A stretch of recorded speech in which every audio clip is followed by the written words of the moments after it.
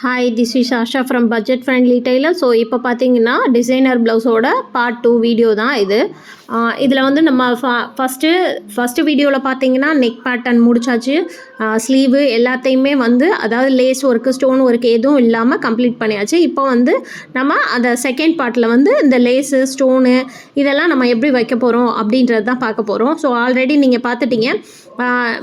இதுக்கு நாட் வந்து copper கலர்ன்றதுனால copper colour not எடுத்து வச்சுருக்கேன். காப்பர் கலர் லேஸு, இது பிங்க் சாரீ அப்படின்றனால பிங்க் சாரீ பார்டர் மட்டும்தான் க்ரீன் கலர். ஸோ அதுக்கேற்ற மாதிரி ஒரு ஸ்டோனும் நான் ரெடி பண்ணி வச்சுருக்கேன். பார்த்தீங்கனாலே தெரியும் இதோட நெக் பேட்டர்ன் எப்படி இருக்குன்னு நீங்கள் பார்த்துருப்பீங்க. ஸோ அதுக்கேற்ற மாதிரி இப்போ நம்ம நாட் வைக்க போகிறோம். ஸோ 2 இன்ச்சில் ஷோல்டர்லேருந்து 2 இன்ச்சு கீழே ஒரு டாட் வச்சு அதுக்கு நேராக நம்ம வந்து 2 நாட்டையும் ப்ளேஸ் பண்ண போகிறோம். ஸோ பாருங்கள், நான் வந்து த்ரெட்டு வந்து என்ன கலர் போட்டிருக்கேன் அப்படின்னு பார்த்தீங்கன்னா ப்ரௌன் கலர் போட்டிருக்கேன். ஏன் அப்படின்னும் போது கீழே வந்து ப்ளவுஸ் கலரில் க்ரீன் கலர் இருக்கும், மேலில் வந்து ப்ரௌன் கலரில் இருக்கும். ஏன்னா காப்பர் கலரு க்ரீன் கலர் வைக்கும்போது பார்த்திங்கன்னா லேஸில் ஸோ கலர் வந்து கொஞ்சம் வித்தியாசமாக அந்த லேஸை வந்து டேமேஜ் பண்ணுற மாதிரி இருக்கும் அதோட லுக்கை. ஸோ அதனால் சேம் கலர் போட்டு நம்ம லேஸ் ப்ளேஸ் பண்ணும்போது இன்னும் நீட்டாக இருக்கும். ஸோ இப்போ நம்ம நாட்டை வந்து வச்சாச்சு.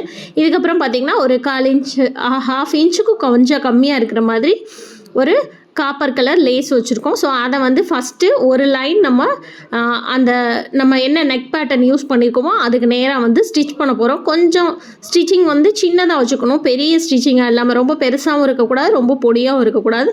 மீடியம் சைஸில் 2.5 அந்த கேப்பில் வந்து நம்ம ப்ளேஸ் பண்ணி, அதாவது அந்த கேப்பில் இருக்கிற மாதிரி நம்ம ஸ்டிச்சிங் போட போகிறோம். ஸோ இதுக்கேற்ற மாதிரி அந்த வளைவு நெளிவு அந்த கார்னர் அதெல்லாம் வந்து கொஞ்சம் வளைச்சி நீட்டாக வைக்கிற மாதிரி வைக்கணும். இது முடிஞ்ச அளவுக்கு கொஞ்சம் ஸ்லோவாக தான் இந்த வீடியோ ப்ளே பண்ணுறேன். இருந்தாலும் பிகினர்ஸ் இருந்தீங்கன்னா கொஞ்சம் யூஸ்ஃபுல்லாக இருக்கும். இது வந்து கொஞ்சம் குழப்படியாக இருக்கிற மாதிரி தோணும். ஏன்னா நம்ம அந்த லேஸு ஸ்டோன் வந்து திலகம் ஷேப்பில் இருக்கும். ஸோ அதுக்கேற்ற மாதிரி அந்த கேப்பை வந்து ப்ளேஸ் பண்ணி வைக்கும்போது கொஞ்சம் சுற்றி வைக்கிற மாதிரி இருக்கும். ஸோ அப்படி தான் வந்து வைக்க முடியும் நம்ம. ஸோ அது நீட்டாகவும் இருக்கும். இப்போ வந்து எண்டுக்கு வந்தாச்சு. வந்து ஃப்ரண்ட் நெக்கில் கொஞ்சம் கீழே இறக்கி நான் அந்த வந்து ஹுக்குக்கு ஒரு 1 இன்ச்சு கேப் விட்டு தான் நான் எப்போயுமே வைப்பேன். ஸோ அதுக்கேற்ற மாதிரி நான் வச்சுட்டேன். ஸோ செகண்ட் லைனில் தான் நம்ம டிசைன் வந்து இது பண்ண போகிறோம். ஸோ செகண்ட் லைன் வந்து ஒரு 1/2 இன்ச்சு கேப் விட்டு இந்த மாதிரி ஒரு லைன் போடுறேன் பார்த்தீங்களா, அதில் வந்து அந்த இதில் இருக்கிற மாதிரி சும்மா எனக்கு ஒரு அப்ராக்சிமேட்டாக டிசைன் தெரியறதுக்காக வந்து நான் அதில் லைன் போட்டுக்கிறேன்.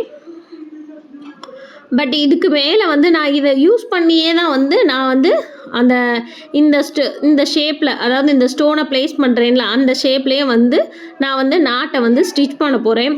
அதாவது அந்த லேஸை காப்பர் லேஸை வந்து ஸ்டிச் பண்ண போகிறேன். ஸோ மார்க் பண்ணிவிட்டு நம்ம பண்ணும்போது கொஞ்சம் ஈஸியாக இருக்கும், கன்ஃபியூஷன் இல்லாமல் இருக்கும். ஏன்னா நம்ம பார்த்த டிசைனும் இதுவும் அதுதானா, ஒரு வித்தின் அ செகண்டில் வந்து டிசைன் கன்ஃபியூஸ் ஆகி நம்ம அப்படியே தலைகீழாக வைக்கிறது கூட வாய்ப்பு இருக்குது. ஸோ அதனால் வந்து நான் அவங்க என்ன பிக்சர் கஸ்டமர் சென்ட் பண்ணியிருந்தாங்களோ ஸோ அதுபடி நான் நீட்டாக வச்சுட்டேன். ஸோ இப்போ 1/2 இன்ச்சு கேப் விட்டு அதில் வந்து நீட்டாக ஸ்லோவாக ஸ்டிச் பண்ணுறேன். கொஞ்சம் ஸ்லோவாக தான் போக முடியும், ஏன்னா இந்த இடம் வந்து ரொம்ப சுற்றுற மாதிரி இருக்கும். சரிங்களா, உண்மையை சொல்லணும்னா அப்படி தான் இருக்கும். இந்த மாதிரி ரவுண்ட் ஷேப்பில் வைக்கும்போது சில பேர் ஈஸியாக வைக்கிறதுக்காக என்ன செய்வாங்கன்னா இந்த திலகம் ஷேப்புக்கு கட் பண்ணி அப்படியே ப்ளேஸ் பண்ணிவிட்டு அப்படியே அது வந்து ரொம்ப பிசுறு இருக்குமோ அப்படின்னு எனக்கு ஒரு டவுட்டு. இருக்குமோ என்ன, இல்லை இருக்கும் கண்டிப்பான முறையில். ஏன்னா குட்டி குட்டியாக கட் பண்ணி வைக்கும்போது இதில் வந்து அதிகமான இந்த சில்க் த்ரெட்டு அந்த மாதிரிலாம் இருக்கும். சில்க் த்ரெட்டுன்னு இல்லை, நம்ம அந்த கோல்டன் கலர் த்ரெட்டு இந்த மாதிரி ஆரி ஒர்க்குக்கெலாம் யூஸ் பண்ணுற மாதிரி த்ரெட் அதிகமாக இருக்கும். ஸோ அது கட் பண்ணும்போது பிசுறு அதுலேருந்து வர்றதுக்கு நிறைய வாய்ப்பு இருக்குது. ஸோ மோஸ்ட்லி கட் பண்ணாமல் இந்த மாதிரி கொஞ்சம் பொறுமையாக சுற்றி வைக்கும்போது அதோட லுக் வந்து நீட்டாக இருக்கும். உங்களுக்கு கட் பண்ணி ப்ளேஸ் பண்ண மாதிரி இல்லாமல் அதுக்கு மேலே வந்து ஒட்டு கொடுத்த மாதிரி இல்லாமல் இது வந்து சும்மா அது மேலேயே சுற்றி வச்ச மாதிரி இருக்கும். அது ஒரு டிசைனாகவும் இருக்கும் நம்மளுக்கு. ஸோ அது மாதிரி தான் இப்போ வந்து நான் வந்து அந்த ஸ்டோனை வச்சு அதை சுற்றி இருக்கிற மாதிரியே நான் வந்து கொஞ்சம் ஸ்டிச் பண்ணுறேன். கொஞ்சம் கஷ்டமாக தான் இருக்குது, இருந்தாலும் கொஞ்சம் பொறுமையாக சுற்றி ஸ்டிச் பண்ணுற மாதிரி தான் இருக்கும். நெக்குக்கும் இந்த மாதிரி தான் தச்சிருக்கேன். ஸோ ஸ்லீவுக்கும் அதே மாதிரி தான் வரும். ஆனால் ஸ்லீவ் கூட பார்த்திங்கன்னா சின்ன கேப் இருக்குது, அதாவது சின்ன பீஸுன்றனால கொஞ்சம் ஈஸியாக இருக்க மாதிரி தோணும். பட் ஸ்லீவையும் ஸ்டிச் பண்ணுறதுக்கு முன்னாடி வச்சுருந்தோம்னா ஈஸியாக தான் இருக்கும். பட் எதுவுமே ஈஸி கிடையாது, கஷ்டம்தான். ஒரு சில விஷயங்களை, கஷ்டமான விஷயங்களை செய்யும்போது தான் அடுத்தடுத்து மற்ற விஷயங்கள்லாம் நம்மளுக்கு ஈஸியாகும்னு சொல்லலாம். ஸோ இதை அதே மாதிரியே நான் வந்து பண்ணுறேன் பாருங்கள்.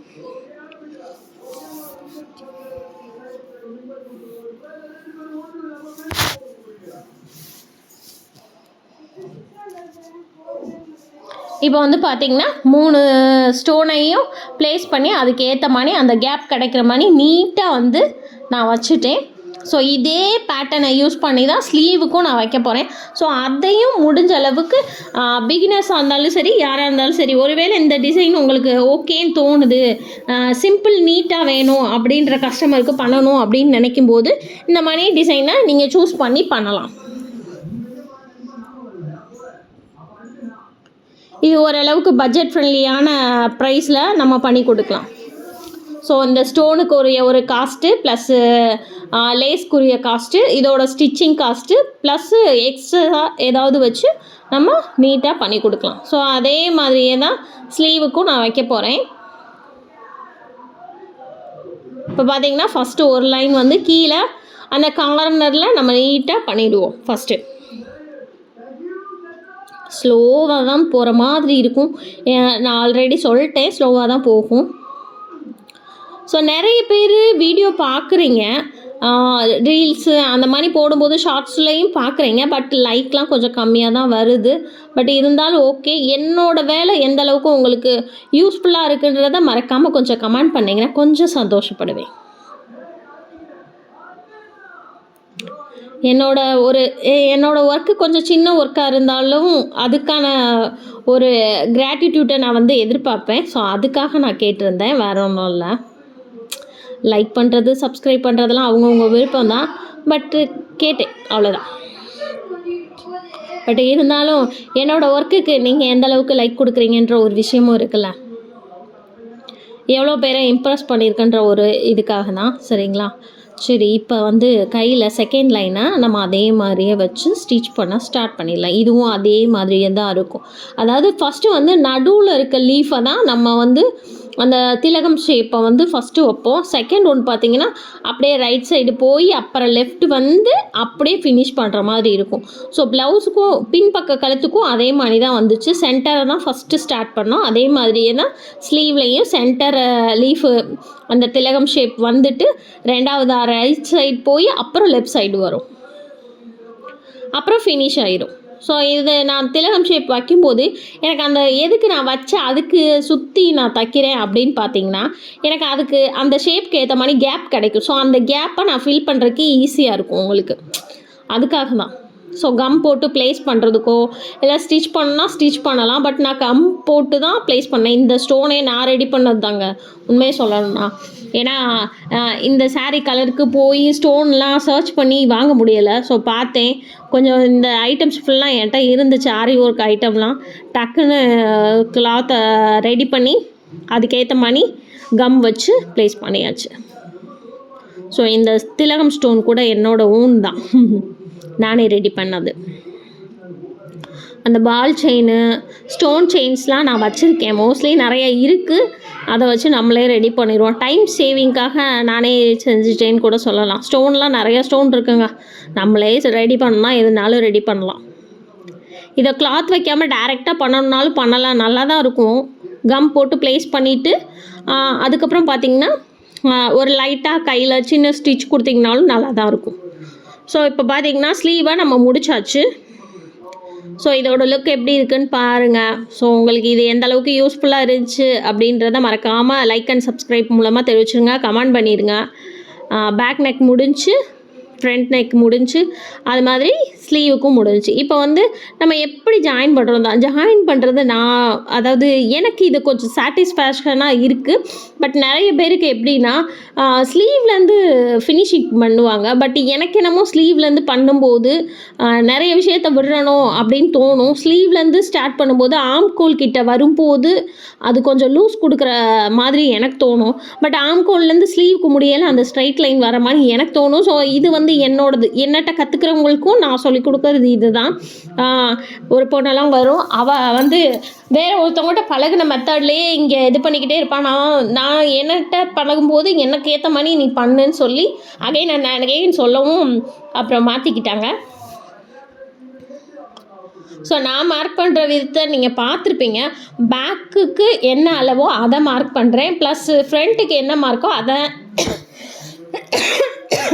மார்க் பண்ணுறேன். மார்க் பண்ணிவிட்டு அந்த பின்னாடி உள்ள மார்க்கிங்கே ஃப்ரண்ட்டில் உள்ள மார்க்கிங்கே சேமாக வச்சு ஒரு பின் பண்ணியிருந்தேன். அதே மாதிரி ஆம்கோல்கிட்டையும் அதே மாதிரி தான், ஷோல்டர்லேருந்து ஆம்கோலுக்கு என்ன கேப்போ அதுக்கேற்ற மாதிரி டாட்டு ஃப்ரண்ட் அண்ட் பேக் வச்சு அங்கேயும் ஒரு பின் பண்ணிக்கினேன்.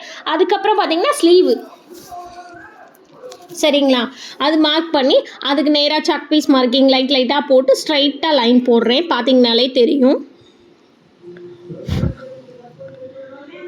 ஸோ இப்படி தான் நான் ஃபினிஷ் பண்ணுறேன். ஸோ இந்த ஃபினிஷிங் எனக்கு நீட்டாகவும் அழகாகவும் தாங்க தெரியுது. உங்களுக்கு எப்படின்னு எனக்கு தெரியலை. நிறைய பேர் எனக்கு அதை நீங்கள் கூட கமெண்ட் பண்ணுங்களேன், நான் இப்படி தான் தப்பேன், எனக்கு இது நல்லா இருக்குது அப்படின்றது. பட் நான் இதை ஓப்பன் பண்ணி பார்க்கும்போது உங்களுக்கு ஒரு விஷயத்தை நீங்கள் அண்டர்ஸ்டாண்ட் பண்ணிக்கணும். ஸோ நான் வந்து இந்த மாதிரி ப்ளேஸ் பண்ணி தைக்கும்போது அந்த ஸ்லீவ் ஜாயிண்ட் ஆகிருக்கு பார்த்தீங்களா, ஆம்கோலில் வந்து அந்த ஸ்லீவை ஜாயின் பண்ணியிருக்க இடமும் அதை வந்து நம்ம திருப்பும்போது பார்த்திங்கன்னா அந்த ப்ளஷ்ஷு ஷேப்பு, நான் ஆல்ரெடி இதுக்கு முன்னாடி ஒரு ப்ளவுஸ் ஸ்டிச்சிங்கில் போடும்போதும் சொல்லியிருந்தேன். சில பேர் அதை கூட ஒரு குறையாக சொல்லுவாங்க. கஸ்டமர் பார்த்தாங்கன்னா சொல்லுவாங்கல்ல அவங்களுக்கே, இது ஏன் இந்த துணி மேலே ஏறி இருக்குது, இந்த துணி இறங்கியிருக்கு, அது ஏன் இப்படி தெரியுது அப்படின்னு ஒரு ஃபீல் பண்ணுவாங்க. சில பேருக்கு லைட்டாக ஒரு புள்ளி நகர்றது பிரச்சனை கிடையாது. சில பேருக்கு பார்த்திங்கன்னா ஒரு 1 இன்ச்சு கேப்பில் கூட மேலேயும் கீழேயும் இருக்கும். அப்போ ஸ்லீவ்லேயும் நம்ம ஒரு பக்கம் சரியான அளவும் இன்னொரு பக்கம் சரியில்லாத அளவு மாதிரி தெரியும்.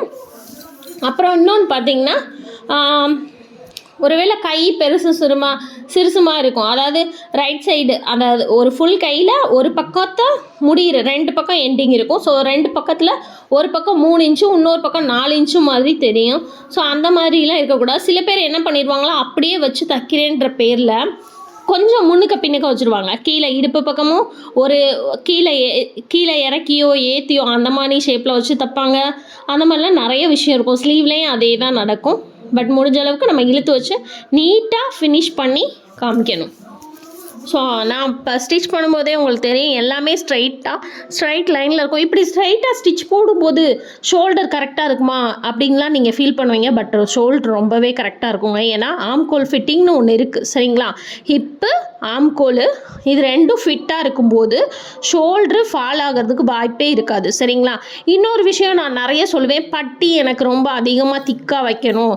ஸோ அந்தளவுக்கு வைக்க தான் நீட்டாக இருக்கும்னு நான் வந்து சொல்லிக்கிட்டே இருப்பேன். ஸோ நான் சொல்கிறத சொல்லிக்கிட்டே இருப்பேன், அவங்கவுங்க ஃபாலோ பண்ணுறது அவங்கவுங்க இஷ்டம். பட் நான் வந்து என்னோடய கஸ்டமருக்கு வந்து பட்டியை வந்து ரொம்ப மெயினாக அதை வந்து நீட் பண்ணி கொடுக்கணும் அப்படின்னு நினப்பேன். ஸோ பட்டி ஃபிட்டிங் இருக்கணும், ஆம்கோல் வந்து ஃபிட்டிங் இருக்கணும். 2 ஃபிட்டிங்காக இருக்கும்போது ஷோல்ட்ரு ஃபால் ஆகாது, சரிங்களா. அது மாதிரி ஆம்கோல் வளைவு, உள் வளைவு, அது வந்து முன்பக்கம், அதாவது முன்பக்க க்ராஸ் பீஸ்லேயும் வந்து செஸ்ட் பீஸ்லேயும் அந்த உள்வளைவு நீட்டாக 1/2 இன்ச்சு கேப்பில் உள்வளைவு போட்டிருக்கணும். அதே சேம் மெத்தடை யூஸ் பண்ணி ஸ்லீவ்லேயும் அந்த இது வரணும். ஸோ அந்த 2 இதுவும் ஜாயிண்ட் ஆகிற இடத்துல லூஸ் வராது ஒன்று, சரிங்களா. அப்புறம் பார்த்திங்கன்னா ஆம்கோல் மார்க்கிங் வந்து கரெக்டாக இருக்கணும். இப்போ நம்ம அளந்து வைக்கும் போதுமே பார்த்திங்கன்னா அளக்கும்போது 20 இன்ச் இருக்குன்னா அப்போ ஷோல்டர் டு அந்த ஆம்கோல் முடிகிற இடத்துல 10 இன்ச்சுக்கு மார்க் பண்ணி நம்ம வைக்கணும், சரிங்களா. அப்படி இருக்கும்போது ஆம்கோல் ஃபிட்டாக இருக்குது, அதுக்கப்புறம் ஹிப்பு ஃபிட்டாக இருக்குன்னா ஷோல்ட்ரு ஃபால் ஆகாது, ஓகேங்களா. ஸோ முடிஞ்ச அளவுக்கு அந்த மாதிரி ட்ரை பண்ணுங்க. ஸோ பேசிக்கிட்டே இருக்க கேப்பில் நான் வந்து இது லட்கன் சொல்லுவாங்க, டோரி லட்கன் அப்படி. ஸோ அது ரெடி பண்ணியாச்சு. ஒரு பெரிய ஒரு ட்ரையாங்கிள் ஷேப்பு ப்ளஸ் சின்ன ஒரு ட்ரையாங்கிள் ஷேப் ரெண்டும் சேர்த்து வச்சு ஒரு சின்ன கொஞ்சம் ரெடி பண்ணியாச்சு. ஸோ ஓவரால் ப்ளவுஸ் எவ்வளோ அழகாக இருக்குது அப்படின்றத மறக்காமல் கமெண்ட் பண்ணிடுங்க. லைக் அண்ட் சப்ஸ்கிரைப் பண்ண மறக்காதீங்க.